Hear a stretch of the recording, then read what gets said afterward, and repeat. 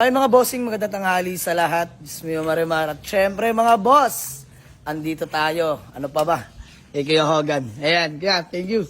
Peace bomb. So by the way mga boss, kaya andito ako dahil papa 3-step buff na natin tong Toyota Baby Altis natin na Euro 2. Mga bossing na si Poknat. So ayan, para mas lalong kumisig at kuminis pa. Kuya Hogan, yun na bahala dyan Ayan, papa 3-step natin kay Kuya Hogan. At mga bossing, ma-share ko lang para sa mga nagtatanong at naghahanap kung asan si Kidlat, eto na po, sinisimulan na. Ayan. Yogan, strip to metal gagawin dito, no?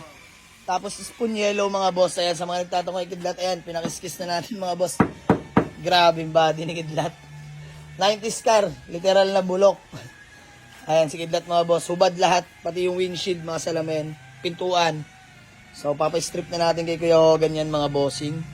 Ayan. Tuyang buwabanat. Ayan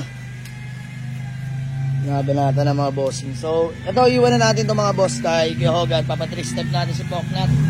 Siyempre mga boss, ito na muna sa ngayon ang ating Honda Civic. Legit ESI na manual transmission. T15B mga boss. Grabe. Solid ng makina na ito.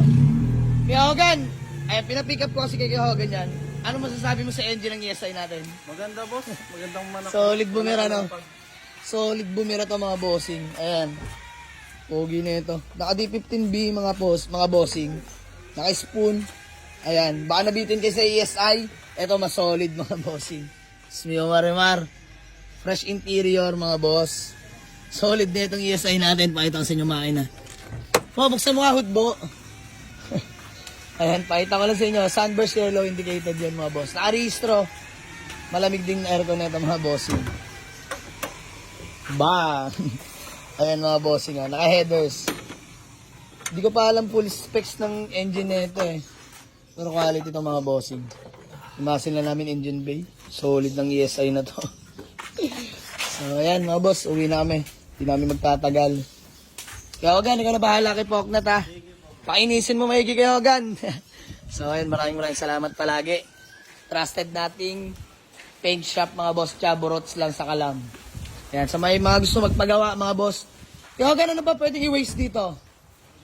Limlim Water Station. Limlim Water Station. Ayan mga boss, kung gusto sa may nais at gustong magpahilamos, magpa-repair, galatero din sila dito mga boss. Strip to metal, yan. Punta lang kayo dito sa may 13 Martires, Cavite. Waste or pin nyo lang sa Google Map, Limlim Water Station, mga bossing. Ayan. So, mga bossing, quality and trusted gumawa dito, mga boss. Dito tayo lagi nagpaparepaint. Ayan si Kidlat, isa sa mga personal use natin. Andito nakasalang na mga bossing. So, ayan, sama si Manman. Utol ko, mga bossing. Ayan. So, babiyahin na rin kami, mga boss. Di na rin kami magtatagal. So, subukan na natin tong ESI natin. Let's go. Ayan, mga bossing, nilalatero si Kidlat. Lagit ni tatay mga boss. Mga bulok-bulok tatanggalin na mga boss kasi kung mamasilyanan din yan walang mangyayari dyan mga boss. Babalik at babalik lang. So shoutout. Chaborots lang sa Kalam mga bossing. Dito walang shortcut, walang daya mga boss.